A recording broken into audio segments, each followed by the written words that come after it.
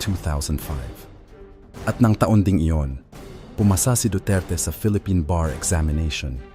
Nagtrabaho siya ng ilang buwan bilang court attorney sa opisina ni Supreme Court Associate Justice Romeo Callejo Sr.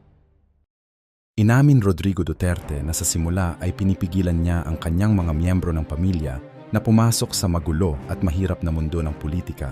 Ngunit noong December 2006, ipinahayag nito na gusto niyang tumakbo si Sara bilang kanyang running mate sa halalan sa pagkaalkalde noong 2007 dahil sa kanyang pag-aalala dahil sa mga tiwaling politiko na maaaring pumalit at sumira sa kanyang legacy.